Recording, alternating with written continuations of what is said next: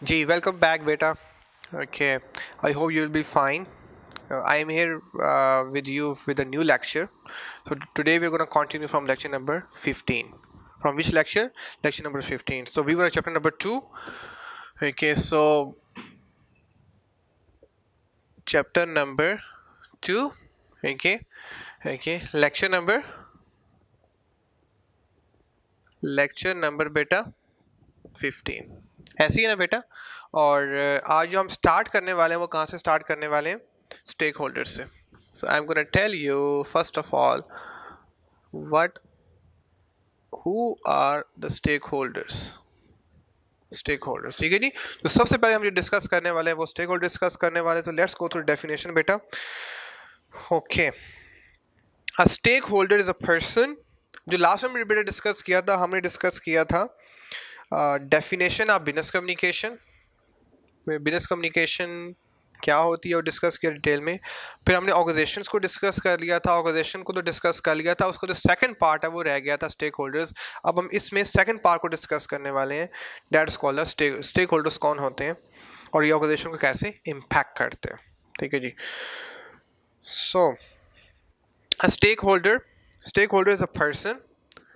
Stake holder is a person, वो कोई person भी हो सकता है, अ ग्रुप, वो एक ग्रुप की शेप में भी हो सकता है, और an organization that has a stake in the organization, in an organization that is an interest to protect in respect of what the organization does in order to perform. ठीक है जी। पहले आपको समझा लूँ बेटा क्या होता है कि हर वो पर्सन, हर वो ऑर्गेनाइजेशन, हर वो एंटिटी, हर वो ग्रुप जो किसी बिजनेस को हेल्प आउट कर रहा है डायरेक्टली या इनडायरेक्टली उसका मकसद अचीव करने में। जिस तरह से मैं बात करूं, अगर अगर मैं राइस की बात करूं तो राइस को कुछ लोग डायरेक्टली हेल्प आउट कर रहे हैं, सपोर्ट कर रहे हैं, ओके, कुछ इनडायरेक्टली कर रहे हैं।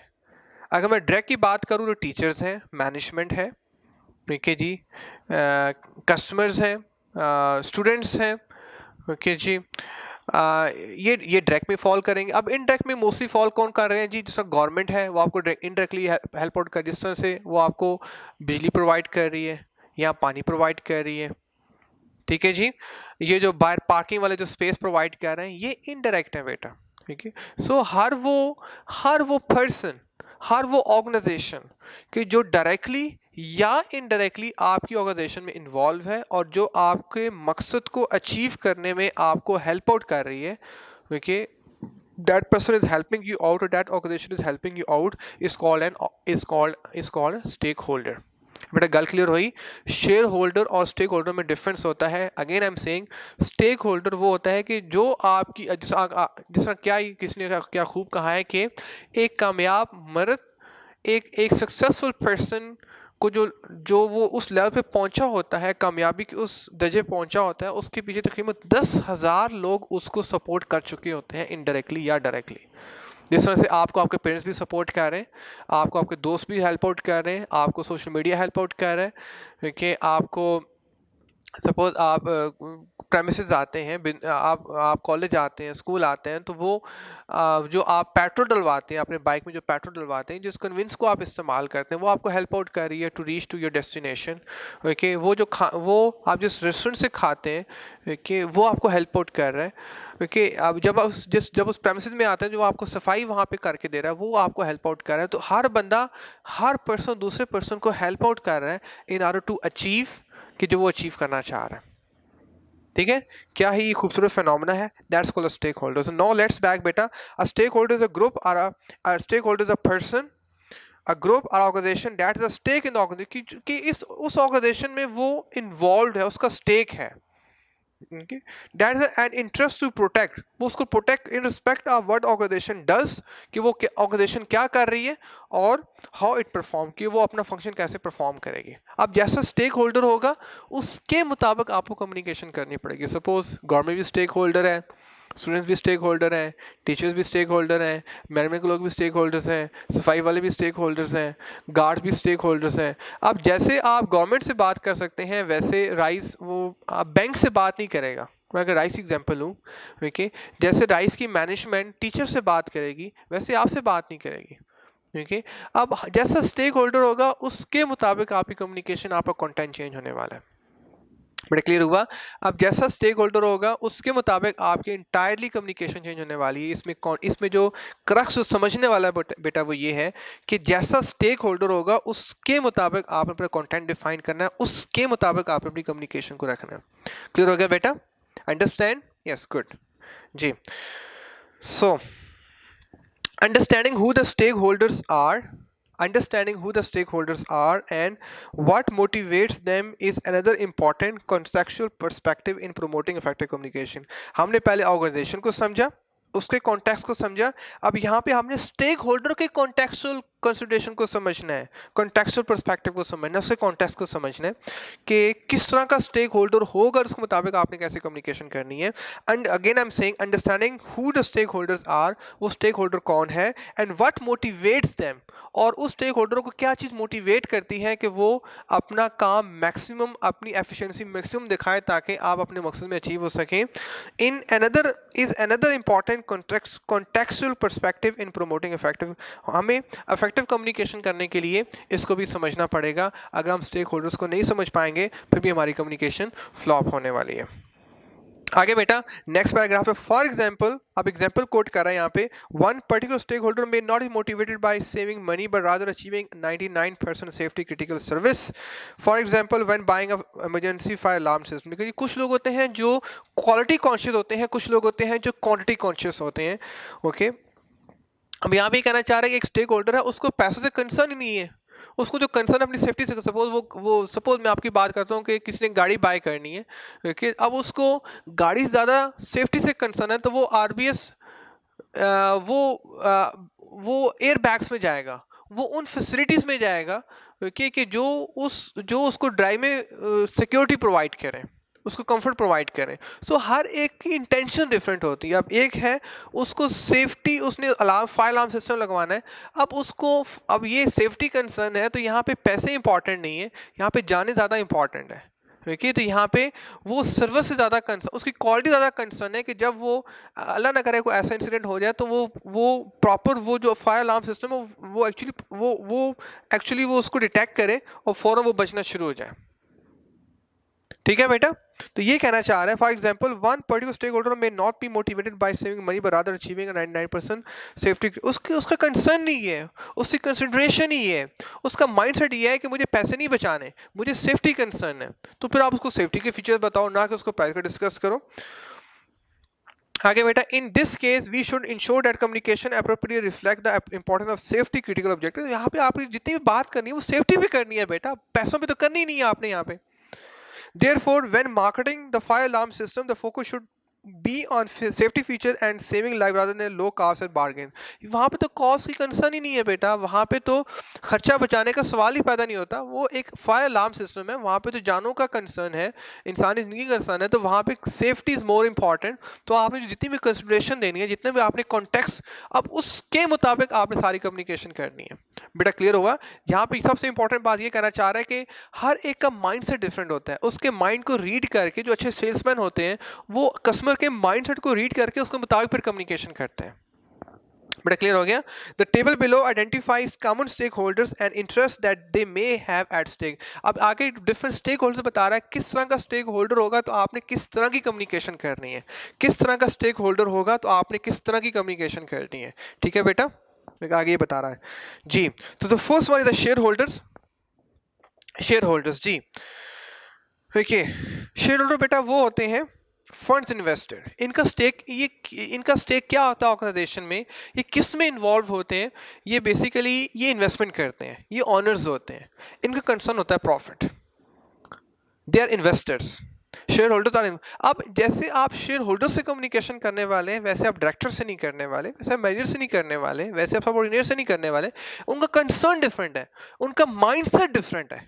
अब बेटा गल क्लियर हुई? Did you understand this concept? Okay जी। सो पहला कॉन्सेप्ट क्या है? Shareholders. ओके बेटा, विद मी। ओके, पहला कॉन्सेप्ट बेटा क्या है? Shareholders. और शेयर होल्डर्स बेटा इनका जो माइंडसेट होता है वो क्या होता है? इनको प्रॉफिट कमाना होता है क्योंकि इन्वेस्टमेंट की होती है, इसके मुताबिक आपने कम्युनिकेशन करनी है। सेकंड कौन है जी?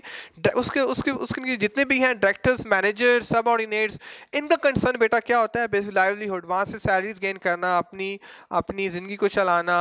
ओके, लाइवलीहुड होता है कि कुछ रिस्क कमाना, वहाँ से अपना कैरियर बनाना।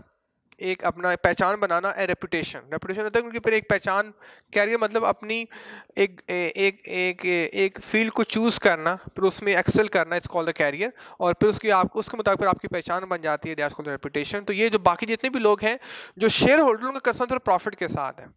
देखिए कोई बाकी जितने भी लोग, उनका कंसर्न किसके साथ है, वो कैरियर के साथ है, लाइवलीहुड के साथ है, रेपुटेशन के साथ है, वो चीज़ें साथ। अब इनके साथ जो आपने कम्युनिकेशन करनी है, देखिए directors, managers, employees and trade union, अब इनका जो कंसर्न है वो डिफरेंट है सबका, और शेड्यूल्स का कंसर्न वेरी डिफरेंट। अब उसके मुताबिक आपने कम्युनिकेशन को अपना मॉडिफाई करते रहना है। उसके बाद कस्टमर इंटायरली डिफरेंट का माइंड वेरी डिफरेंट होता है। इनको बेसिकली प्रोडक्ट आपसे रिक्वायर्ड होती है and the best possible product with best quality with low price. अब उसके मुताबिक आपने कम्युनिकेशन करनी। सबसे ज़्यादा जो टेक्निकल कम्युनिकेशन होती है वो कस्टमर के साथ की जाती है, जहां पे कस्टमर को ये दिखाया जाता है कि उनकी प्रोडक्ट सबसे बेस्ट है, with a low margin, no with a low cost, okay, with minimum cost you are getting the maximum benefit, maximum productivity, maximum quality out of that product. तो इनके लिए इनके साथ कम्युनिकेशन करना इज वेरी डिफरेंट। अब their customers, कहना चाह रहा है कि उन अब कस्टमर भी डिफरेंट होते हैं। कस्टमर का वर्ड निकला कस्टम से। अब जैसे उस इलाके का कस्टम होगा उसके मुताबिक कस्टमर भी होगा। सपोज बेटा आपने अगर आपने चावल का बिजनेस करना है, ओके, तो या आपने मतलब रेस्टोरेंट ओपन करना है, तो जैसे चावल लाहौर में खाए जाते हैं, अगर पूरे पाकिस्तान की बात करूं, पाकिस्तान में आपने आपने एक रेस्टोरेंट ओपन करना है राइस का, तो जैसे लाहौर में राइस खाए जाते हैं वैसे कराची में नहीं खाए जाते, और जैसे कराची की बिरयानी है वैसे सिंध में नहीं खाई जाती, सॉरी वैसे KPK में नहीं खाए। अब KPK के जो राइस हैं वो डिफरेंट है, कराची के rice a bit different, okay, Punjab के rice a little bit, taste में फ़र्क आता है। अगर वही आपने एक और ब्रांच खोली है दुबई में, तो वहाँ पे राइस तो सेम होंगे, लेकिन आपका जो कंटेंट है, आपका जो मिसालें हैं, जो इंग्रेडिएंट, वो सारे चेंज होने वाले हैं। The same happen with the communication, कि जैसा कस्टमर होगा उसके मुताबिक आपने उसके माइंडसेट को रीड करके उसके मुताबिक आपने कम्युनिकेशन करी। That's called the custom. जैसे उसका कस्टमर है उसके मुताबिक उसने उस कस्टमर से आपने बिहेव करना है। कंटिन्यूड सप्लाई ऑफ गुड्स, अब जो कस्टमर है वो उस प्रोडक्ट को खरीदेगा कि जिसकी सप्लाई कंटिन्यू, ये नहीं एक दफ़ा आपने खरीद ली उसके बाद वो प्रोडक्ट मिल ही नहीं रही है। मतलब हम पाकिस्तान में तो हम उस प्रोडक्ट को प्रेफर करते हैं कि जो बार बार मिले। सपोज हम जब भी कोई गाड़ी खरीदते हैं पाकिस्तान में, तो हम उस गाड़ी खरीदते हैं कि जो जिसकी कंटिन्यूस सप्लाई है। जो ही उस गाड़ी का मॉडल बंद हो जाता है तो उसकी प्राइस भी सडनली डाउन हो जाती है, क्योंकि क्या वो गाड़ी बंद हो चुकी है। क्लियर बेटा? ओके, तो कंटिन्यूस सप्लाई ऑफ गुड, कि आपने सिर्फ एक दफ़ा सप्लाई नहीं करनी होती बल्कि कंटिन्यूस सप्लाई करनी होती है। अगर आप एक दफ़ा सप्लाई की तो कस्टमर बोलेगा मुझे नेक्स्ट टाइम ये चीज़ मिलनी नहीं है, why go for that product. Okay, replacement parts, कि अब वो अगर क्योंकि प्रोडक्ट में प्रॉब्लम्स भी आते हैं, तो अब आपकी प्रोडक्ट इतनी मतलब कस्टमर आपसे ये डिमांड करता है, आपने अब ऐसी कम्युनिकेशन करनी है। सबसे पहले आपकी कम्युनिकेशन कस्टमर के मुताबिक करनी है, फिर आपने उसको ये बताना है कि yes we have the product जो आपको कंटिन्यू मिलती रहेगी, कोई प्रॉब्लम आई तो you can again contact us. Replacement part, if you get any problem, yes we are here to help you out, we have all the spare part for you, we have all the replacement warranties for you, if you get any problem please come to us, we gonna help you out. Okay, और वो fourth का expect कर रहा होता है after sale service के, cell करने से पहले बेटा हम बड़ी कंपनी जो कम्युनिकेशन करती है बड़ी अट्रैक्टिव करती है, क्योंकि वो आपको ग्रैब करना चाहती हैं, वो आपको ना बड़ी अच्छी मार्केटिंग जो है ना वो वर्ड्स इस्तेमाल कर। लेकिन असल जो कंपनी को पता चलता है कि once they sold a product, अब वो प्रोडक्ट सोल्ड हो चुकी है, उसमें कोई प्रॉब्लम आ गया, तो आफ्टर सेल सर्विस कैसी है, दैट इज़ वेरी इंपॉर्टेंट बेटा। क्लियर बेटा, दैट इज़ वेरी इंपॉर्टेंट। तो यहाँ पे ये कहना चाह रहा है कि आप यहाँ पे आपकी बुक में जो मेंशन है कि कस्टमर आपसे 4 चीज़ें एक्सपेक्ट कर रहा है। द फर्स्ट थिंग इज़ कि वो जिस कस्टम से आया है उसके मुताबिक वो आपसे कम्युनिकेशन डिमांड कर रहा है। अगर कस्टमर यूरोपियन है और आप उससे बात कर रहे हैं जिस तरह से पाकिस्तान में बात करते हैं, इंडिया में बात करते हैं, तो वो आपसे मोटिवेट नहीं होने वाला। वो आपने यूरोप के मुताबिक ही कम्युनिकेशन करनी है, जैसे वहाँ का ट्रेंड चल रहा है उसके मुताबिक ही आपने कम्युनिकेशन करनी, तो वो आपसे मोटिवेटेड होगा। सेकेंडली जो भी आपने प्रोडक्ट्स उसको सप्लाई करनी है उसको आपने कंटिन्यूस सप्लाई करनी है। कि उसके बाद बेटा रिप्लेसमेंट पार्ट्स, कि वो एक्सपेक्ट करता है कि वो जो आपसे प्रोडक्ट खरीदे, जो वो प्रोडक्ट आपसे खरीदे, उसमें अगर प्रॉब्लम आए तो वो उसके रिप्लेसमेंट पार्ट, उसके पार्ट्स भी अवेलेबल हो। ये ना हो कि आप कुछ चीज़ उसमें एक पार्ट ख़राब हो गया तो पार्ट मिल ही नहीं रहा। अगर पार्ट नहीं मिलेगा that's gonna get huge problem, क्योंकि फिर उसकी प्रोडक्ट वो रन नहीं हो पाएगी। उसके बाद लास्ट इज वो आपसे ये भी एक्सपेक्ट कर रहा होता है कि once the product being sold, अगर वो जब मेरे पास आ जाएगी, if I get again problem after some time, या उसकी जो बाद में जो ट्यूनिंग वगैरह होती है, या आफ्टर सेल सर्विस के बाद में वो कैसा ट्रीट करते हैं, पहले तो हर कोई अच्छा होता है, प्रोडक्ट को बेचने से पहले हर कंपनी आपको बड़ा अच्छी तरीके से मोटिवेट करती है, बट कंपनी का असर पता तभी चलता है कि once a product is being sold, वो प्रोडक्ट जो है वो कस्टमर के पास पहुंच चुकी है, again customer contact for any problem for that product, तो उस वक्त जो है कंपनी क्या रिस्पॉन्स होता है। मोस्ट लाइकली जो मैंने देखा है पाकिस्तान में कि आफ्टर से सर्विस बड़ी पुअर होती है, एक दफ़ा प्रोडक्ट अगर चली गई तो बाद में फिर वो आपको इतना अच्छा ट्रीट नहीं करते। ठीक है बेटा, तो हमें तीन डिस्कस किया बेटा, suppliers and other business part. अब सप्लायर्स की कंसिडरेशन डिफरेंट होती है, उनको डिफरेंट कंसर्न्स होते हैं, उसके मुताबिक आपने कम्युनिकेशन करनी। The item they supply continue sale, वो जो चीज़ सेल कर रहे हैं, जो भी सप्लाई कर उसके मुताबिक आपने से कम्युनिकेशन करनी है। उसके बाद लेंडर्स बेटा बैंक्स होते हैं, capital and interest that need to be repaid. Capital बेटा होता है, अब बैंक्स जो है ना वो आपको कैपिटल होता है कि वो आपको पैसा प्रोवाइड करते हैं टू रन द बिजनेस, और जब आपको पैसा देते हैं तो वो फ्री ऑफ कॉस्ट नहीं होता, बल्कि वो उस पे एडिशनल अमाउंट चार्ज करते हैं। That additional amount is called the interest. Okay, ये कन्वेंशनल बैंकिंग में इंटरेस्ट होता है, और आजकल इस्लामिक बैंकिंग में उसे मार्कअप बोलते हैं।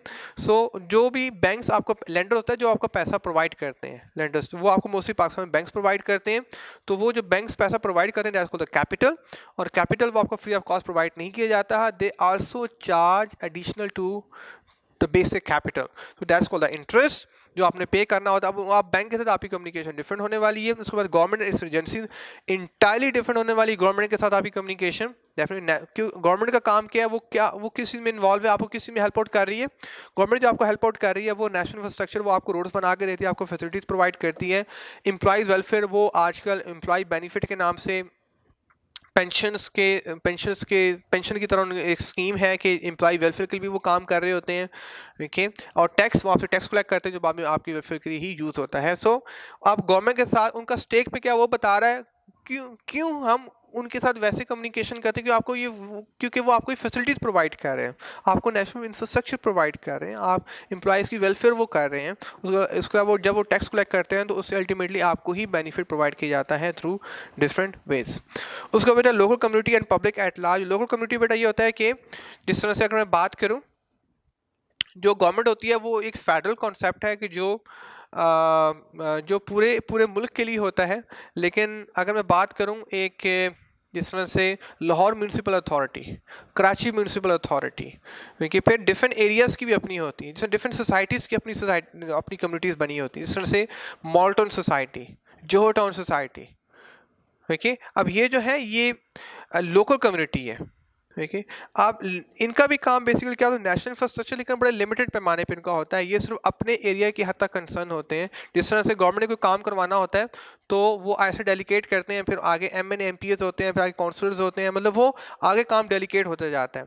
सो जो बेसिकली जो एक एरिया तक, जो लिमिटेड एरिया तक महदूद होते हैं, that's called the local community and public at large. National infrastructure उनका वो उसमें हेल्प आउट कर रहे होते हैं, उसको इम्प्रूव कर रहे होते हैं। एम्प्लॉय वेलफेयर, ये भी उसी के लिए काम कर रहे होते हैं। सोशल सस्टेनेबिलिटी, ये सोशल सस्टेनेबिलिटी बेटा होता है कि ये इन्वायरमेंट को सोशल सस्टेनेबिलिटी कि जो रिलेशनशिप को देखिए सस्टेन रखते हैं, जो उस कम्युनिटी को सस्टेन रखते हैं, जो सोसाइटी को सस्टेन रखते हैं, जो उस एरिया को सस्टेन रखते हैं।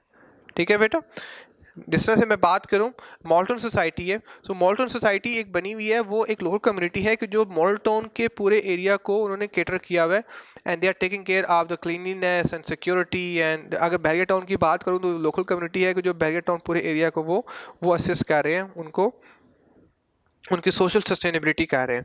एंड कॉर्पोरेट रिस्पॉन्सिबिलिटी अल्टीमेटली बेटा, एंड कॉर्पोरेट रिस्पॉन्सिबिलिटी कि अब ये जो लोकल कम्युनिटी है, ये कॉर्पोरेट रिस्पॉन्सिबिलिटी होती है कि ये लोगों के वेलफेयर के लिए भी काम कर रहे होते हैं। कॉर्पोरेट रिस्पॉन्सिबिलिटी के बेटा एक कॉन्सेप्ट है कि क्योंकि ये ऑर्गेनाइजेशन, क्योंकि ये लोकल कम्युनिटीज़, अगर जैसे मैं बात करूँ बेटा कोक स्टूडियो की बात करूँ, कोक की बात करूँ, अब कोक जो पैसा कमा रहा है वो कहाँ से कमा रहा है, पाकिस्तान से कमा रहा है। पूरी दुनिया में वो ठीक है फंक्शन, वो अपने ऑपरेशन परफॉर्म कर रहा है, प्रॉफिट कमा रहा है, लेकिन जो पाकिस्तान में प्रॉफिट कमा रहा है, अब बाय लॉ इट्स रिक्वायर्ड कि कुछ प्रॉफिट, कुछ परसेंटेज जो है ना वो दोबारा लोगों पे स्पेंड करें। ओके, तो वो फिर कोक स्टूडियो की तरह उन्होंने वो उस तरह से वो कर रहे हैं आपको, मतलब वो एक सोशल सा वो काम कर रहे हैं।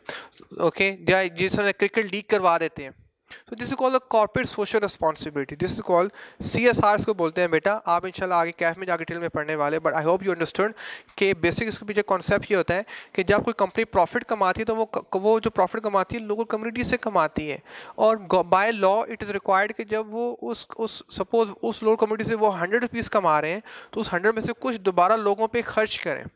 वो खर्च करते हैं in the form of scholarship giving to the students in local community. या वहाँ पे कोई क्रिकेट लीग करवा दी, या अगर मैं बात करूँ तो जिस तरह बैग दस्तर खान है, जिस तरह कोक स्टूडियो है, जिस तरह डिफरेंट ऑर्गेनाइजेशन डिफरेंट NGOs को सपोर्ट कर रही हैं, डिफरेंट कंपनीज जो NGOs को जो लोगों की वेलफेयर के लिए काम कर रही होती हैं, जिसे कॉल्ड कॉर्पोरेट सोशल या कॉर्पोरेट रिस्पॉन्सिबिलिटी. अंडरस्टैंड जी. अब मेरे साथ आपकी कम्युनिकेशन वेरी डिफरेंट होने वाली है. उसके बाद बेटा नेचुरल इन्वायरमेंट. अब नेचुरल इन्वायरमेंट डेफिनेटली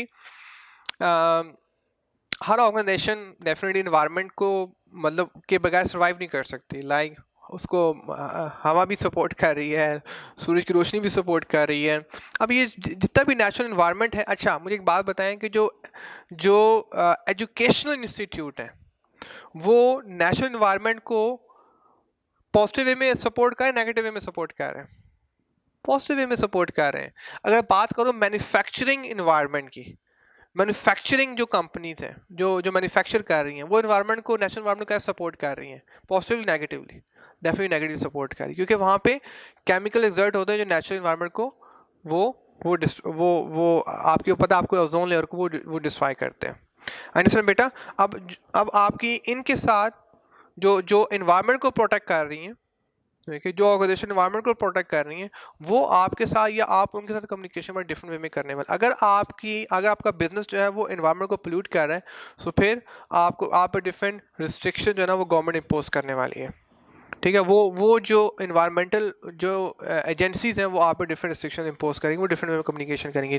तो इनका भी डायरेक्टली इम्पैक्ट होता है. मतलब नेशनल इन्वायरमेंट भी एक बहुत बड़ा स्टेक होल्डर है, इसके बगैर आप सर्वाइव नहीं कर सकते. क्लियर बेटा.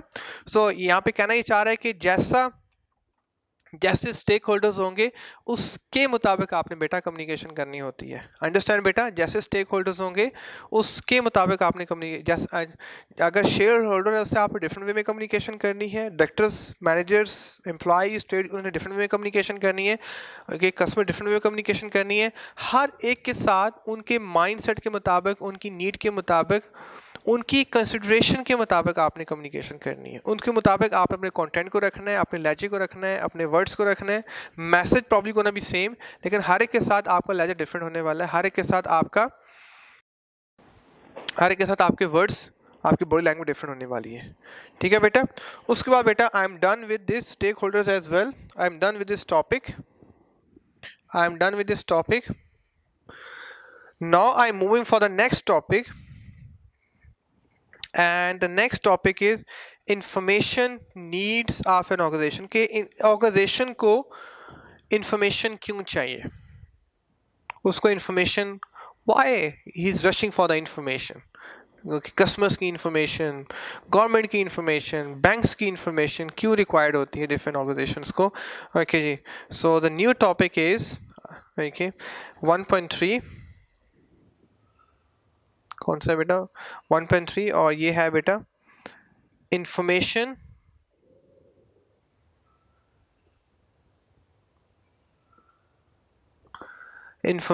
Needs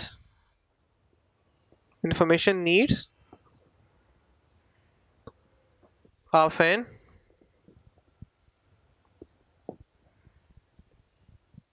organisation. ठीक है जी. इंफॉर्मेशन. अब इसमें जो पहला पॉइंट है बेटा हम वो पढ़ने वाले हैं यूजर्स ऑफ के ऑर्गेनाइजेशन में कौन कौन यूजर्स होते हैं.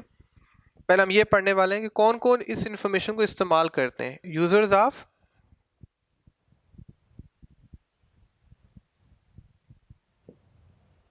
ठीक है जी.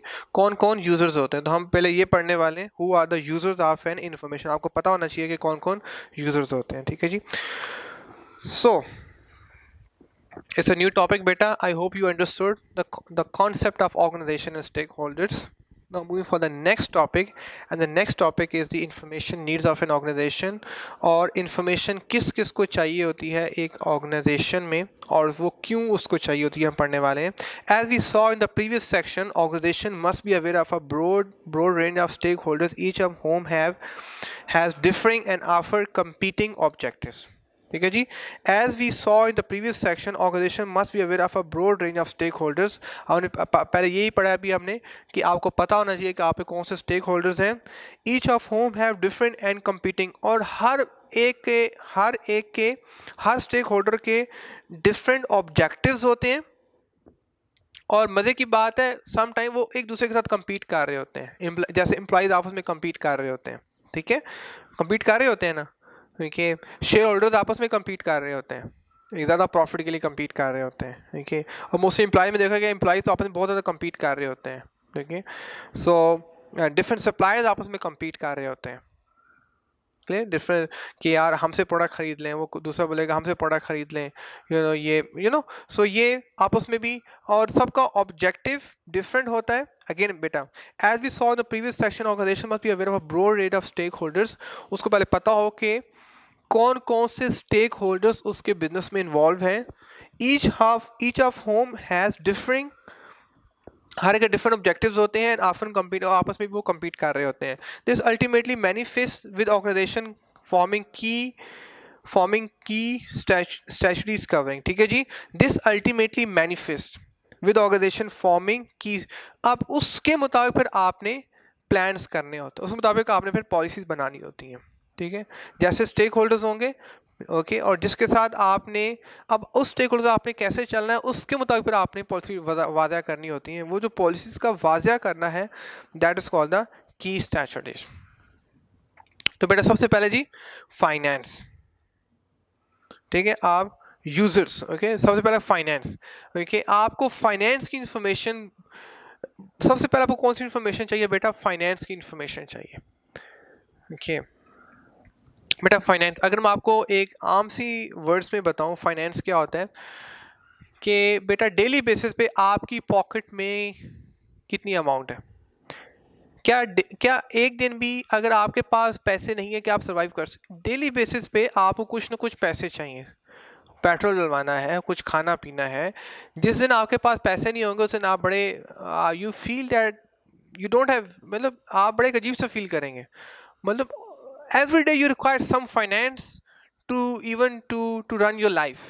The same happen with the organization कि organization को daily basis पे बेटा, organization को daily basis पे कुछ ना कुछ finance चाहिए. okay? finance होता है पैसा. जब तक पैसा नहीं होगा वो उसका सर्कल चल नहीं पाएगा. okay? वो उसके operations चल नहीं पाएंगे. daily basis पे कुछ ना कुछ पैसा required होता है in order to run an organization. ठीक है, जिस तरह मैं again I am saying take this example with your life example. जिस तरह डेली बेसिस पे आपकी पॉकेट में कुछ ना कुछ अमाउंट होनी चाहिए, आपके घर में कुछ ना कुछ पैसे होने चाहिए. कभी ये खरीदना है, कभी इसका बिल पे करना है. Every day you require some amount. ठीक है, the same happen with organization के डेली बेसिस पे आपको कुछ कुछ पैसे चाहिए ताकि आपकी ऑर्गेनाइजेशन आगे चल सके. So the first is raising capital to run the organization, कि आपको पैसा चाहिए, कैपिटल, वो उसको चलाने के लिए जो पैसा चाहिए that's called the capital. So raising capital to run the, ताकि आप ऑर्गेनाइजेशन अच्छे वे में चल सके. दूसरा बेटा investment, way to invest the capital. दूसरा investment, way to invest the capital. अब जो पैसा आ गया है, अब ऑर्गेनाइजेशन के पास जो पैसा आ गया थ्रू कस्टमर, जो पैसा आता है वो किसके थ्रू आता है? कस्टमर के थ्रू आता है, बैंक के थ्रू आता है. अब जो पैसा आ गया, अब सेकंड है उसको बड़ा रैशनली इन्वेस्ट भी करना होता है. ये नहीं कि पैसा आ गया उसको उड़ा दिया. अब सपोज आपके घर में मंथली बेसिस पे सपोज 1 लाख रुपए आ रहे हैं. अब 1 लाख रुपए जो आ रहे हैं उनको आपने प्रॉपर इन्वेस्ट भी तो करना है. देखिए सपोज जो ना बच्चों की ट्यूशन फी वो पे करनी है, स्कूल की फ़ी पे करनी है, वो कितनी पे करनी है, फिर किचन एक्सपेंस है वो कितना है जी, फिर जो है वो कन्विंस जो है वो उस पर कितना पे करना है मंथली. ओके जी, फिर जो है वो ना दूध वालों कितने पे करने हैं, सो हम उसका पूरा बजट डिफाइन करते हैं कि अगर इतने पैसे घर में आ रहे हैं कितने सेव करने हैं, कितने पैसे किस पे लगाने हैं. Okay, the same happen with the company. अगर कंपनी के पास सपोज एक महीने में 20 लाख रुपए आ रहे हैं तो वो दे हैव टू रैशनली सोच समझ कर इन्वेस्टमेंट करनी होती है कि way to invest the capital. लोगों में कितना लगाना है, पीपल, मशीन्स, कितनी मशीन पे कितना पैसा लगाना है, कौन सी नई मशीन खरीदनी है, कौन सी मशीन को रिपेयर करना है, या न्यू फैक्ट्रीज, या इतना क्या हमारे पास इतना पैसा आ गया हम न्यू फैक्ट्री भी लगा सकते हैं। तो हमने उस जो पैसा आ गया, फाइनेंस से पहले पैसा आना चाहिए, पैसा आएगा तो हम आगे इन्वेस्टमेंट का सोचेंगे ना, कहते हैं ज़्यादा देख के पाँव फैलाओ। सो जितना पैसा आएगा उस मुताबिक हम इन्वेस्टमेंट का सोचते हैं। अब जब पैसा आ गया तो हमने सोचना होता है कि पैसा हमें लोगों पे कितना लगाना है, या मशीन्स पे कितना लगाना है, या उस पैसे का हमने करना क्या है। फिर ये जो पैसा लगाना है इसका डायरेक्टली इंपैक्ट होता है बेटा कंपैटिटिव, कि आपने सर्वाइव किस लेवल पे करना है, देखिए आप किस लेवल तक जाना चाह रहे हैं। ओके, अब डिफरेंट तरह के बिजनेसेस होते हैं, how to compete, highest quality, कुछ बिजनेसेस होते हैं कि जो हाईएस्ट क्वालिटी की प्रोडक्ट्स बनाना चाहते हैं। जिस तरह से मैं बात करूं फरारी की, मर्सिडीज़ की, ओके, अब फरारी की बात करूं तो इनके जो कस्टमर्स हैं वो दुनिया में बड़े लिमिटेड कस्टमर्स हैं, ठीक है। अब इसके लिए फिर यहाँ पे प्राइस कंसर्न नहीं होगा, यहाँ पे क्वालिटी कंसर्न होगा। तो ये कहना चाह रहा है हाईएस्ट क्वालिटी, हाईएस्ट क्वालिटी बेटा, ठीक है जी। सो अगर आपने उसमें जाना है तो आपको उस तरह की इन्वेस्टमेंट करनी पड़ेगी। लोवेस्ट कॉस्ट बार्गेनिंग, अब लोवेस्ट कॉस्ट बेटा क्या होता है, ये आम सा बिजनेस होता है, जो रोज़मर्रा ज़िंदगी के बिजनेस, रोज़मर्रा ज़िंदगी की जो चीज़ें होती हैं, लाइक ये सब्ज़ी हो गए, ये फ्रूट्स वगैरह हो गए, या ये जो आटा, ये चीनी, ये इस तरह की जो चीज़ें हैं बेटा, ये लोवेस्ट कॉस्ट, ये आपको लोवेस्ट कॉस्ट पे चीज़ें मिल जाती हैं, ठीक है। और इस पे बार्गेनिंग भी ऐसा कम होती है, आई मस्ट से, क्योंकि एक फिक्स प्राइस होती है, लो प्राइस होती है, उसमें कितने की बार्गेनिंग कर लेंगे, 5 रुपए की, 10 रुपए की, मतलब इसमें और मज़े की बात है बार्गेनिंग कम होती है, लेकिन बार्गेनिंग हम लोग ज़्यादा करते हैं। मतलब प्राइस हम ज़्यादा कम कर, मतलब ऑलरेडी एक चीज़ की प्राइस 100 रुपीज़ है, तो उसकी प्राइस हम 100 से कितनी करवा लेंगे, 80 रुपीज़, 90 रुपीज़, ओके। और इसमें बार्गेनिंग ज़्यादा होती है लेकिन पैसों में बार्गेनिंग कम होती है, क्योंकि ऑलरेडी उसकी कॉस्ट जो है ना वो लो है। मैस मार्केट आर स्पेशलिस्ट बेटा, नेक्स्ट क्या है बेटा, मैं अगर आपका जो बिजनेस है वो किस में जा रहा है, मैस मार्केट, मैस मार्केट के वो प्रोडक्ट सबके लिए है। जिस तरह से मैस मार्केट, जिस तरह से अब आई मस्ट से जो आटे की मार्केट है, ये मैस मार्केट है, हर बने इसको इस्तेमाल करना ही करना है। अब चीनी है, हर पर्सन इसको इस्तेमाल करना ही करना है, देखिए, ठीक है। और एग्जांपल लें बेटा, जिस तरह से अगर मैं बात करूं चिकन की, तो ये मैस मार्केट है, हर पर्सन इसको इस्तेमाल कर रहा है, तो this is called the mass market. Or specialist, या आप किसी ऐसी मार्केट में जाना चाह रहे हैं कि जो बड़ी लाइक आप कोई मेडिकल इंस्ट्रूमेंट्स बनाना चाह रहे हैं या कोई इंजीनियरिंग के इंस्ट्रूमेंट बनाना चाह रहे हैं, तो आपकी जो मार्केट है बड़ी स्पेशलिस्ट मार्केट हो गई। विच कंट्रीज, आप किस कंट्री में बिजनेस करना चाहे उसके मुताबिक पर आपने, ओके, तो उसके मुताबिक आपने बिजनेस को रन करना होता है। ये बताना ये चाह रहा है बेटा यहाँ पे कि आपकी कंपैरेटिव अप्रोच क्या है, आप कौन सी मार्केट में सर्वाइव करना चाहते हैं, आप किस क्वालिटी में जाना चाहते हैं, किस प्राइस में रहना चाहते हैं, ओके, उसके मुताबिक फिर आपने सारी कम्युनिकेशन करनी होती है। सो अगेन फाइनेंस बेटा, सबसे पहला फाइनेंस क्या होता है, पैसा होगा तो आगे कुछ बनेगा। तो सबसे पहला पॉइंट क्या है कि पैसा आना चाहिए, वो जो पैसे का जो आना है दैट्स कॉल्ड द फाइनेंस। पैसा आ गया, उसके ऊपर रैशनल इन्वेस्टमेंट करना, प्रॉपर वे में इन्वेस्टमेंट करना, जहाँ पे जितनी इन्वेस्टमेंट रिक्वायर्ड है उसके मुताबिक करना, is called the okay investment, okay. और इन्वेस्टमेंट बेटा हम पीपल पे इन्वेस्टमेंट करते हैं, मशीन्स पे करते हैं, बिल्डिंग्स पे करते हैं, फर्नीचर पे करते हैं, ओके, रेनोवेशंस पे करते हैं, न्यू सेटअप लगाने पे करते हैं।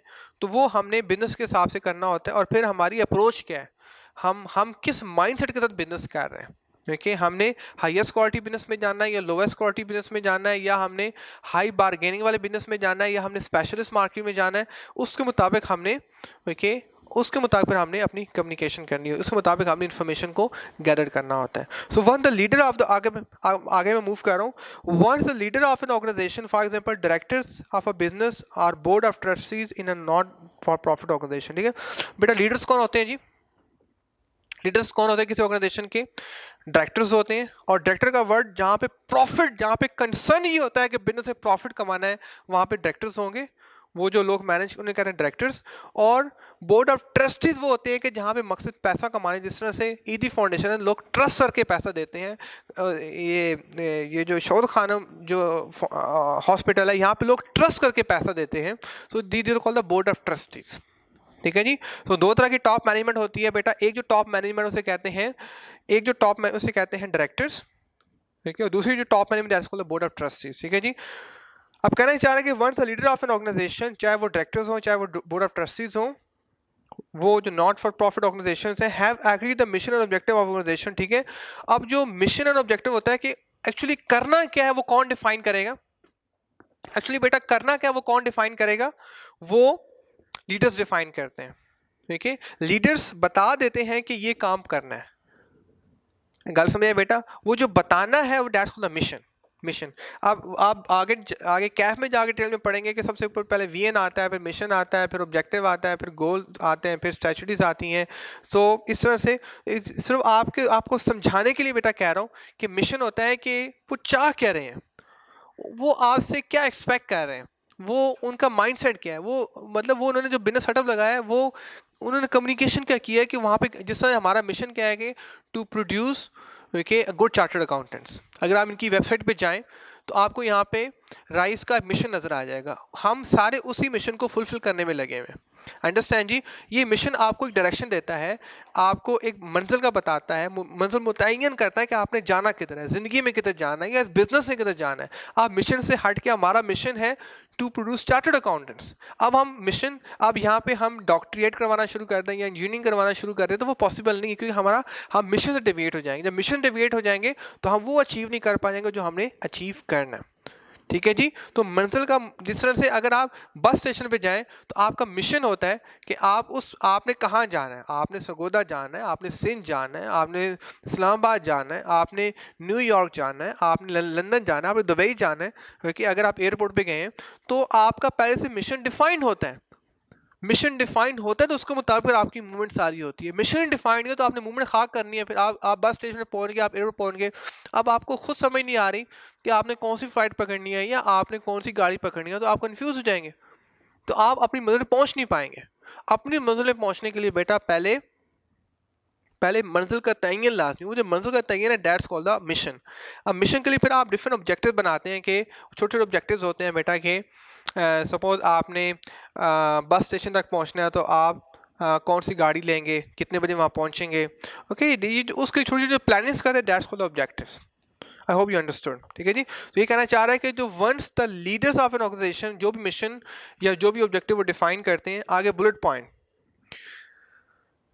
the leadership team must communicate the objective and strategies across जो भी अब उन्होंने डिफाइन किया है फिर उनको वो ऑब्जेक्टिव, वो मिशन और उसको कैसे अप्लाई करना है या कैसे उसको उसको इम्प्लीमेंट करना है, दैट्स कॉल्ड द स्ट्रेटजी। कैसे उसको इम्प्लीमेंट करना है विद इन ऑर्गेनाइजेशन, वो सारा डिस्कस करना। सिर्फ ये नहीं है कि बता देना कि हमने ये काम करना है, सिर्फ बताना मकसद नहीं, ये भी साथ बताना होता है कि वो काम होगा कैसे, हाउ विल बी परफॉर्म, वो भी सारा बताना। ये सारा काम किसका होता है, रिस्पॉन्सिबिलिटी किसकी होती है, टॉप मैनेजमेंट की होती है, लीडर्स की होती है, ठीक है जी। Subsequent communication with in and external to the organisation.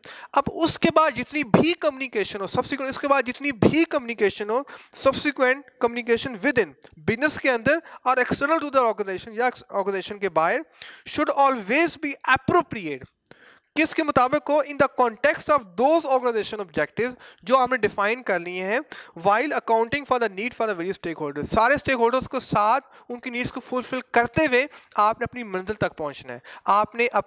आपने जो डिफाइन कर लिया है कि मैंने ये हासिल करना है, वहां तक आपने पहुंचना है, ठीक है। सबको आपने साथ लेके चलना है, सबको साथ लेके चलोगे तो आप अपनी मंजिल पहुंच पाओगे। तो ये कहना ही चाह रहा है कि जो मिशन, विजन, ऑब्जेक्टिव, स्ट्रैटेजी जो डिफाइन करता है वो कौन करता है, लीडर्स। जब उन्होंने डिफाइन कर लिया तो फिर आपने मैनेजमेंट को भी बताना है, टीम को जिसने इसको परफॉर्म करना है उसको भी सारा डिस्कस करना है कि अगर आप इस ऑर्गेनाइजेशन को ज्वाइन करना चाहते हैं तो आपको यहाँ पे इस विजन को फॉलो करना पड़ेगा, इस मिशन को फॉलो करना पड़ेगा, इन ऑब्जेक्टिव्स को फॉलो करना पड़ेगा, इस तरह की स्ट्रैटेजीज को फॉलो करना पड़ेगा, ठीक है बेटा।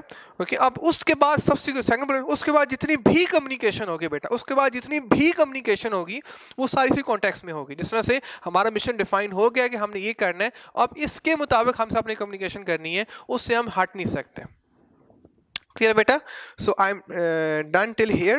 No, next paragraph is the above model. अगर ये मॉडल सक्सेसफुली आपने अप्लाई कर दिया कम्युनिकेशन का, कि सबसे पहले कम्युनिकेशन किसने डिफाइन की, लीडर्स ने की, फिर उन्होंने किसको कम्युनिकेशन डिलीवर की, जिन्होंने जिस टीम ने उसको परफॉर्म करना है उसको डिलीवर की, फिर उसके बाद इंश्योर भी करना है कि वही कम्युनिकेशन हो रही है, कोई और कम्युनिकेशन तो नहीं हो रही, ओके। सो ये जो कम्युनिकेशन का मॉडल है, the above model creates an organization landscape. फिर वो एक लैंडस्केप होता है कि एक ऐसा व्यू डेवलप हो जाता है कि जहाँ पे आपको सारे एक ही धुन में नजर आते हैं, एक ही एक ही वो राग में होते हैं, आई मस्ट से। एक ही तरह की आपको उनकी, लिहाजा अगर बैंक में जाए तो आपको सब सब एक ही तरह की पर्सनालिटीज में नजर आएंगे, क्योंकि एक ही सेटअप में नजर आएंगे, यू नो। तो उस that's called the organization landscape. The above model create organization landscape, एक ऐसा व्यू नजर आएगा दैट गिव्स क्रेडिबिलिटी, कि जहाँ पे फिर हर बंदा रिस्पॉन्सिबल होगा अपनी कम्युनिकेशन का, क्रेडिबिलिटी। ओके, क्रेडिबिलिटी होता है कि फिर अब हर एक को पता है ना, क्योंकि टॉप मैनेजमेंट ने जो विजन डिफाइन, जो मिशन डिफाइन कर लिया है, वो अब टीम ने परफॉर्म करना है। अब जिस पर्सन को जो टास्क डिफाइन किया गया है, अब उसने उसी टास्क को ही परफॉर्म करना है, दैट्स कॉल्ड द क्रेडिबिलिटी। अब उसको वो कितना अच्छा परफॉर्म करता है, जितना अच्छा परफॉर्म करेगा इतनी उसकी क्रेडिबिलिटी अच्छी डेवलप होगी। जस्टिफाई, तो उसको जस्टिफाई भी करना होता है कि वो इस काबिल भी था। सपोज एक को आपने टास्क असाइन कर दिया कि आपने सारा अकाउंट्स का काम संभालना है, अब उसने अपने काम को जस्टिफाई भी करना है। कैमरा मैन है, उसका आपने काम दे दिया, आपने कैमरे की रिकॉर्डिंग करनी है, अब उसने अपने काम को जस्टिफाई भी करना होता है, क्योंकि कि यार वो कितना अच्छा कैमरे को हैंडल कर सकता है, या वो कितना अच्छा अकाउंट्स को हैंडल कर सकता है, या कितना अच्छा वो मार्केटिंग की जॉब को हैंडल कर सकता है। ओके जी, सो दिस कॉल्ड जस्टिफाइबिलिटी, कि सिर्फ आपने उसको क्रेडिबल नहीं कर देना उस काम का, बल्कि उसने फिर उस पर जितनी बड़ी रिस्पॉन्सिबिलिटी होती है, इतनी उसने उस काम को जस्टिफाई करना होता है। जस्टिफाई होता है कि उसके मुताबिक क्या वो अपना काम परफॉर्म कर रहा है, एंड अकाउंट पे उसको चेक करना होता है कि वाकई उसके मुताबिक काम, अकाउंटेबिलिटी एंड बेंचमार्क, एक बेंचमार्क बना देते हैं। बेंचमार्क ये होता है कि एक मायार मुकर्रर कर देते हैं कि ये आपका लेवल है, इससे आप पे नीचे नहीं आना, ये आपकी परफॉर्मेंस का लेवल है। आपने इससे, जिस तरह आपका एक बेंचमार्क है कि आपको जो एमसीक्यूज मिल रहे हैं कि आप अगर इतने परसेंटेज होगी तो आप पास होंगे, अगर इससे नीचे होंगे तो ये आपका बेंचमार्क है। आप उससे ऊपर चले जाएं, वो आप पे, वो आपकी ज़्यादा एफिशिएंसी पे डिपेंड करता है, लेकिन बेंचमार्क है कि मिनिमम आपको यहाँ पे रहना पड़ेगा। अगर आपने यहाँ पे सर्वाइव करना है, so minimum this is your benchmark against which organization communication can be measured. फिर अब उसके अगेंस्ट फिर हम मेजर करते हैं कि ये अपना काम कितना अच्छा परफॉर्म, क्योंकि ultimately this person is helping to achieve the leader's mission, the leader vision, the leader goal, the leader's objective. Understand जी। तो फिर ऑर्गेनाइजेशन का जो ओवरऑल जो ऑब्जेक्टिव है, ओवरऑल जो मिशन है, फिर वो इनडायरेक्टली वो हेल्प आउट हो रहा होता है अगर जितना अच्छा एम्प्लॉय अपनी कम्युनिकेशन वो परफॉर्म करेगा। बेटा ये अंडरस्टैंड हो गया? थोड़ा सा ये थ्योरेटिकल है, थोड़ा सा बोरिंग सा लग रहा है, but we have to go through, you have to go through with me. I'm trying my level best to explain you in a much simpler way. जी बेटा, आगे बेटा, fundamentally the next paragraph, fundamentally the organization will need financial systems. अब हर organisation में बेटा जो सबसे important system होता है वो कौन सा होता है, याद रखना, सबसे इंपॉर्टेंट सिस्टम होता है वो कौन सा होता है बेटा हर ऑर्गेनाइजेशन में, वो होता है फाइनेंशियल सिस्टम। क्योंकि ऑर्गेनाइजेशन किस पे रन कर रही होती है, क्योंकि पैसे पे रन कर रही होती है, और वो जो पैसा आ रहा है, जो जा रहा है, उस सारे को मैनेज करना, उस सारे को अकाउंट फॉर करना, कि कहाँ से कितना पैसा आ रहा है, किसके पास कितना पैसा जा रहा है, this is called the financial system.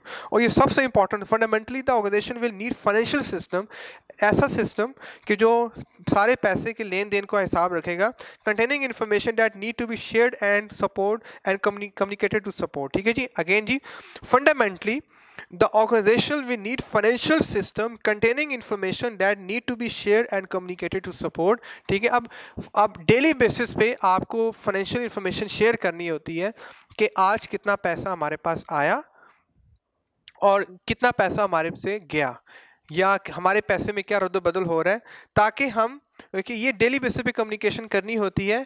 क्यों, आगे बता रहा है क्यों करनी होती है, ताकि हम किसी में सपोर्ट मिल सके। सबसे पहले हम जो प्लानिंग करें, चादर दे के पाँव फैला, हमें जो प्लानिंग करनी होती है, ओके, वो किसकी बेस पे करनी होती है बेटा? आपने सपोज सीए की प्लानिंग की है, किसकी बेस पे की है बेटा? आप अपना बजट देखें, अपनी फैमिली का बजट देखें, ओके। कुछ लोग वो बाहर पढ़ने के लिए चले जाते हैं, क्यों? क्योंकि उन्होंने अपने फाइनेंशियल सिस्टम को देखा कि their family can support them, they have enough financial system at the back end that can help them to go abroad for further studies. Understand बेटा? So सबसे पहले आपको फाइनेंशियल सिस्टम किस में हेल्प आउट करता है? प्लानिंग में। क्योंकि जितना आपके पास पैसा, अब अगर आपके पास सपोज पैसा है 10 लाख रुपए, तो आप जो प्लानिंग करेंगे वो 10 लाख के अंदर ही करेंगे ना, कि आप 50 लाख की प्लानिंग शुरू कर देंगे। तो आपकी ज़िंदगी में जितनी भी प्लानिंग होती है बेटा, वो आपके बजट के अंदर रह के होती है। ठीक है, और बजट आप देखते हैं थ्रू फाइनेंशियल सिस्टम। जैसे मैं घर की आपकी एग्जांपल लूँ, तो घर में आपने प्लानिंग करनी है, आपने आपने शॉपिंग की प्लानिंग करनी है। आपकी जेब में सपोज 10,000 रुपये हैं या 20,000 रुपये हैं, तो आप 50,000 की शॉपिंग नहीं करने वाले, आपने 20,000 में ही रह के शॉपिंग करनी है। तो दिस ही मीन टू से प्लानिंग। और प्लानिंग जो डिपेंड करती है वो रिसोर्सेज, आपके पास कितने रिसोर्सेज, मीन रिसोर्स में बेटा सब कुछ ऐड अप हो जाता है कि कितने पैसे हैं, कितना सरमाया है। ओके, हर जिस चीज़ पे आपकी ऑनरशिप है वो आपके बेसिकली रिसोर्सेज होते हैं। वो पैसा हो सकता है, वो आपकी प्रॉपर्टी हो सकती है, आपके घर हो सकता है, वो कुछ भी हो सकता है। तो आपके पास कितने अच्छे रिसोर्सेज हैं और किस टाइम पे आपके पास अवेलेबल है, उसके मुताबिक फिर आप सारी प्लानिंग करते हो। ठीक है बेटा, अब पैसा तो आपके पास है, लेकिन पैसा आपके पास जो है वो लैंड की फॉर्म में है। ठीक है, आपके फादर के पास लैंड है, आपके पास घर है, पैसा तो है लेकिन वो घर इतना एक्सपेंसिव है, लेकिन उस घर को फ़ौरन आप कैश में कन्वर्ट नहीं कर सकते। तो अब आपकी प्लानिंग उसके अकॉर्डिंगली होगी कि कैश में पैसा होना और एक लैंड की शेप में होना, या एक फिजिकल फॉर्म की एक घर की शेप में होना, इट्स वेरी डिफरेंट। उसके मुताबिक आपकी प्लानिंग होती है। प्लानिंग के बाद बेटा, देखिए प्लानिंग के बाद बेटा कंट्रोल। आगे, अब जैसा आपने प्लान किया था कि मैं इतने रिसोर्सेज में, इतने पैसों में मैंने ये काम परफॉर्म करना है, सपोज मैंने न्यू फैक्ट्री लगानी है, या मैंने ये फंक्शन परफॉर्म करना है। अब उस या आई गिव योर एग्जांपल बेटा, आपके लेवल पे बता रहा हूँ कि सपोज आप बेटा हॉस्टल में रहते हैं। ओके, अब आपको मंथली घर से मिलते हैं 20,000 में। ओके, अब आपने जो सारी प्लानिंग करनी है 20,000 के अंदर रह के करनी है। अब 20,000 के मुताबिक फिर आपने आपको कंट्रोल वे में लेके चलोगे तो आपका महीना गुजरेगा, अदरवाइज आपका महीना नहीं गुजरने वाला। सपोज आपको पॉकेट मनी मिलती है, उसके मुताबिक आप प्लानिंग, पर आपको कंट्रोल डिसिप्लिन उसके मुताबिक चलोगे तो बात बनेगी, वरना आपकी बात नहीं बनने वाली। वरना आप 10-15 दिन के बाद हैंड टू माउथ होंगे, फिर दूसरे पैसे मांगते फिरोगे। तो have to be extremely careful. Control बेटा has the implementation procedure as plan, कि अब आप क्या उस बजट के मुताबिक चल पाए हो कि नहीं चल पाए हो। ये तो नहीं कि आप शुरू के आपने एक हफ्ता 2 हफ्ते पैसे उड़ा दिए और बाद में जनाब आप कभी से पैसे मांग कभी से पैसे मांग रहे हो। अब रिकॉर्डिंग ट्रांजैक्शन, तीसरा पॉइंट का अब आपने कहाँ कहाँ पैसे स्पेंड किए होते हैं, आप एक एक पैसे का हिसाब रखते हो। ठीक है, और आपकी फील्ड ये ट्रांजैक्शन, आपकी फील्ड ये रिकॉर्डिंग ट्रांजैक्शन कि आपने एक एक पैसे का हिसाब रखना है। सी चार्टर्ड अकाउंटेंट, उनका बेसिक होता है कि वो रिकॉर्डिंग के वो एक एक पैसे का हिसाब रखते हैं, कौन सा पैसा कहाँ से आया और कितना, कौन सा पैसा किसके पास जा रहा है। ठीक है जी। सो जो भी आप एक्सपेंस करते हो उसका आप हिसाब रखते हो, उसका प्रूफ रखते हो। वो जो प्रूफ है that is called the recording transaction, ताकि आपको पता हो, जिस तरह से अगर आप मंथली आपका एक्सपेंस होते हैं, मैं हॉस्टल की एग्जांपल दे रहा था, आपको पता होगा कि आपने आपने आपने 20,000 में से 2,000 कहाँ स्पेंड किए, 3,000 कहाँ स्पेंड किए, 5,000 कहाँ स्पेंड किए, 6,000 कहाँ स्पेंड किए। तो फैमिली सुबह सुबह शाम आपसे नहीं पूछती कि बेटा आपको जो पैसे दिए थे वो आपने कहाँ स्पेंड किए। तो हम जो हमारी पर्सनल लाइफ एक्सपेंस होते हैं उनको हम लिखते तो नहीं है, लेकिन हम जहन में हम यहाँ रिकॉर्ड कर लेते हैं, अपने ब्रेन में रिकॉर्ड कर लेते हैं। हमें पता होता है कि हमने कहाँ पे, अगर आपकी जेब में सुबह 1,000 रुपये था तो आपको दिन को अगर 1,000 रुपये नहीं मिल रहा तो आप परेशान हो जाएंगे, क्योंकि आपका वो रिकॉर्डिंग ट्रांजेक्शन नहीं आ रहा कि मैंने पैसे कहाँ किए वो। तो जब आप ट्रांजेक्शन रिकॉर्ड हो जाती है तो फिर आपको तसल्ली होती है कि यस मुझे उनको, आपको पता होता है कि मैंने पैसे यहाँ पे स्पेंड किए हैं। ठीक है जी। सो एविडेंस इन डिस्प्यूट, क्योंकि जब आप ट्रांजेक्शन रिकॉर्ड कर लेते हो, उस पैसे को रिकॉर्ड कर लेते हो, तो फिर डिस्प्यूट में हमें पता होता है, डिस्प्यूट होता है कि बेटा जहाँ पे आपको प्रॉब्लम फील हो रही होती है, डिस्प्यूट जब भी कोई झगड़ा होता है, ठीक है, तो आप बता सकते हो कि देखो ये ट्रांजेक्शन हुई हुई है। क्लियर बेटा। देखिए लीगल रिक्वायरमेंट्स जो कोर्ट सबसे पहले मांगती है, लीगल रिक्वायरमेंट, कोर्ट में सबसे पहले जो चीज़ रिक्वायर्ड है वो रिकॉर्डिंग ट्रांजैक्शंस, कि बताएं जी अच्छा इसने फ्रॉड किया, ओके, सबसे पहले दिखाएं आपने पैसे को कैसे फॉरवर्ड किया, और आप पहले शो करोगे, ठीक है, तो कोर्ट आगे उसको एक्सेप्ट करेगी, आगे केस को प्रोसीड करेगी। ठीक है। So evidences in dispute, legal requirements, accounting and audit बेटा। ठीक है।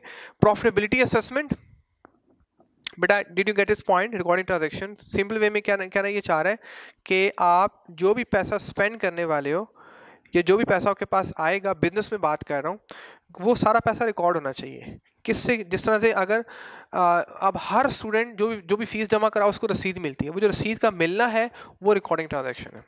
और जब आप किसी को पैसा देते हो, ओके, तो या आप किसी से पैसा लेते हो, ओके, तो वो आपसे रिसीट डिमांड करते हैं, तो हर एक जो है ना, मतलब वो एक प्रूफ रिक्वायर्ड कर रहा होता है। वो प्रूफ के बगैर कोई बिजनेस में ट्रांजैक्शन नहीं होती। बेटा बात क्लियर हुई? ओके, सो ये कहना चाह रहा है evidence in dispute, legal requirements, accounting and audit. जब भी जो ऑडिट होता है बेटा, ऑडिट क्या होता है? चेक करना। ऑडिटर चार्टर्ड अकाउंटेंट किसको चेक करते हैं? वो फिजिकल जाकर चेक नहीं करते, वो उनके पास जो ट्रांजैक्शन रिकॉर्डेड होती है कंपनी, उसी को चेक कर रहे होते हैं। वहाँ से आइडिया कर रहे होते हैं कि कौन सी ट्रांजैक्शन कितनी रियल है, कौन सी ट्रांजैक्शन कितनी फेक है। ठीक है। प्रॉफिटेबिलिटी असेसमेंट, हम प्रॉफिटेबिलिटी को भी चेक कर रहे होते हैं कि कितना प्रॉफिट हुआ, कितना नुकसान हुआ। Analysis of the efficiency of labour utilisation, this is very interesting बेटा, very interesting. Analysis of the efficiency of labour utilisation. Okay, अगर मैं आपको इसको ऐसे ही बताऊं कि सपोज आप बैंक में जाते हो, वहाँ पे 3 कैशियर्स बैठे हुए हैं। ओके, अब 3 कैशियर्स अब वो जो डेली बेसिस पे जो ट्रांजेक्शन रिकॉर्ड कर रहे हैं, पैसा जो कस्टमर से ले रहे हैं या उनको पैसा या जो डिपॉजिट कर रहे हैं, विड्रॉ करवा रहे हैं वो, ओके, अब सपोज वो उन्होंने 300 किए, इट मीन्स कि हर एक ने कितने किए? 100 किए। ऐसे ही होना बेटा। ओके, अब दूसरी ब्रांच है जहां पे 500 कस्टमर्स को कैटर किया गया। ओके, तो वहां पे अब एफिशिएंसी क्या ज़्यादा होगी कि 3 ही कैशियर हैं, लेकिन उन्होंने 500 कस्टमर्स को डील किया। अगर आप सरकारी हॉस्पिटल्स में सॉरी अगर आप नेशनल बैंक में जाएं, स्पेशल नेशनल बैंक में जाएं, तो वहाँ पे शायद 200 भी ना हो, क्योंकि वहाँ पे लेबर यूटिलाइजेशन, वहाँ पे लेबर स्लो है। क्योंकि जो गवर्नमेंट सेक्टर है वहाँ पे लेबर स्लो है, तो वहाँ पे लेबर यूटिलाइजेशन एक्सपेंसिव पड़ती है। बेटा बात समझ में आई? थोड़ा टेक्निकल पॉइंट है, एनालिसिस ऑफ द एफिशिएंसी, कि वो कितनी एफिशिएंट है, कितना वो क्विकली काम करते हैं, वो पता चल जाता है कि वो कितनी ट्रांजैक्शंस रिकॉर्ड कर रहे हैं। एक अकाउंटेंट है कि वो डेली, एक अकाउंटेंट है जो डेली 500 ट्रांजैक्शन रिकॉर्ड करता है, एक है जो 1000 ट्रांजैक्शन रिकॉर्ड, दोनों की एफिशिएंसी में 100% का फर्क है। क्लियर हुआ बेटा? So that's the third point. The fourth is performance measurement. फिर उसके मुताबिक बेटा, फिर परफॉर्मेंस मेजर करने महीने के बाद या after some time performance measure करनी होती है कि वाकई ही जैसे प्लान किया था और जिस तरह से मैं लेके अपने आप को कंट्रोल में लेके चला और सारी ट्रांजेक्शन रिकॉर्ड करने के बाद मेरी एक्चुअल परफॉर्मेंस अब क्या है। अगर परफॉर्मेंस ठीक थी तो एवरीथिंग वाज ओके, आपको अपनी प्लानिंग को चेंज करने की ज़रूरत नहीं है, आप पे कंट्रोल भी सही थे, आप ट्रांजेक्शन को भी सही रिकॉर्ड किया। अगर परफॉर्मेंस में गड़बड़ थी, इसका मतलब या तो प्लानिंग में प्रॉब्लम आई, प्लानिंग ठीक थी तो या फिर कंट्रोल में प्रॉब्लम आए, कंट्रोल भी ठीक थे तो या फिर ट्रांजेक्शन को रिकॉर्ड करते हुए कहीं प्रॉब्लम आ गई है कि पैसा ऊपर नीचे हो गया, कहीं आपने लिख दिया। ठीक है जी। सो ये कहना चाह रहा है कि comparison of actual versus plan, कि एक्चुअल में आपकी परफॉर्मेंस क्या थी, जैसे आपने प्लान किया था, क्या उसके मुताबिक थी या नहीं। अगर उसके मुताबिक थी जैसे मैंने प्लान की तो एवरीथिंग इज गुड। अगर उसके मुताबिक नहीं थी तो फिर आपने तीनों फैक्टर्स में गो थ्रू करना होता है, या आपकी प्लानिंग में कोई प्रॉब्लम आ गई, ओके, या फिर प्लानिंग वाज ओके, या फिर कंट्रोल्स आपके वीक हो गए, कंट्रोल्स भी ओके थे, या फिर रिकॉर्डिंग ट्रांजेक्शन में कोई प्रॉब्लम रह गई। और उसके मुताबिक आपको डिसीजन करना होता है। If everything is well, decision automatically is gonna be okay, यार ठीक है, let it move on the way it is moving on. Okay, लेकिन अगर परफॉर्मेंस सही नहीं थी तो फिर आपको डिसीजन चेंज करने पड़ेंगे, फिर आपको प्लानिंग चेंज करनी पड़ेगी। अब बेसिस फॉर इन्फॉर्म डिसीजन, तो आपके जो डिसीजन होंगे वो किसकी बेस पे होंगे? ओके, इन परफॉर्मेंस मेजरमेंट की बेस पे होंगे। जैसी परफॉर्मेंस होगी उसके मुताबिक आप डिसीजन करते हो कि आपने किसको कितना इम्प्रूव करना है, या किस चीज़ को कितना आपने निगेट करना है, किस चीज़ को कितना आपने कम करना है। ओके बेटा, so thank you very much. Okay, थोड़ा सा बेटा, अच्छा इसका बेटा मैं बता रहा हूँ, इसके बाद हमने बेटा पढ़ा, इसमें बेटा हमने फिर पढ़ा फाइनेंशियल सिस्टम। आपको मैं यहाँ पे लिख दूँ, हमने क्या पढ़ा बेटा? Financial system.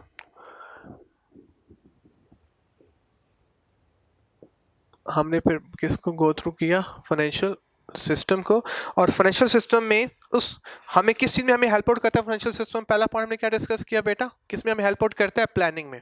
किस में हेल्प आउट करता है? प्लानिंग में हमें हेल्प आउट करता है, ये पहला पॉइंट है। ठीक है बेटा।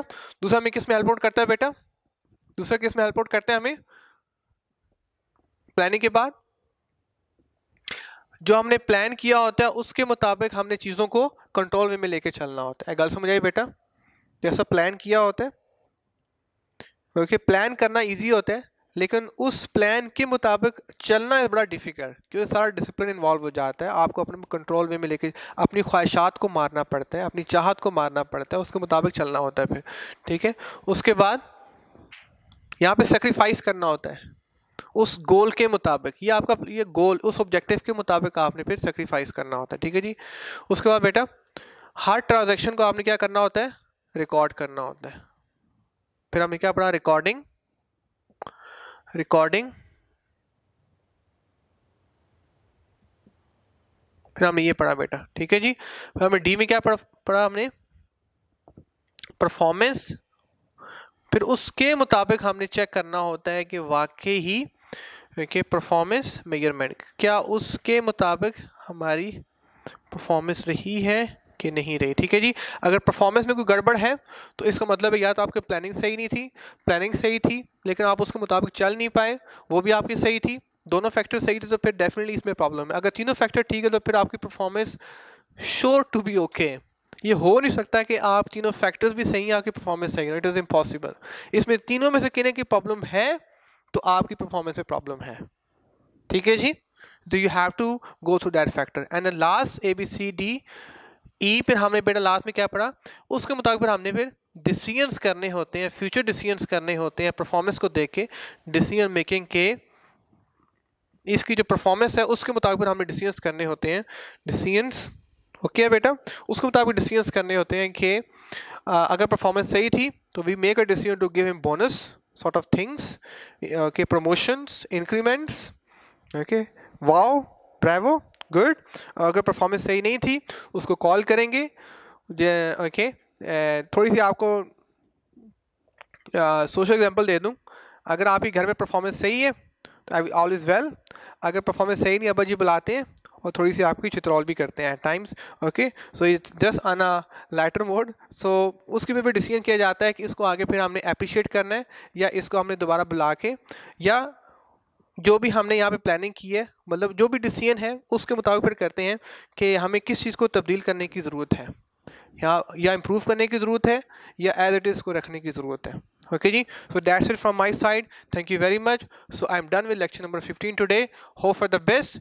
बेटा आप पढ़ते रहा करें, ओके, दिल लगा के पढ़ेंगे, बार बार पढ़ेंगे तो चीज़ समझ आएगी, अदरवाइज ये बेटा थ्योरी है, ये आपको बार बार भूल जाने वाली है, ठीक है जी। Thank you very much, okay, will see you in the next lecture.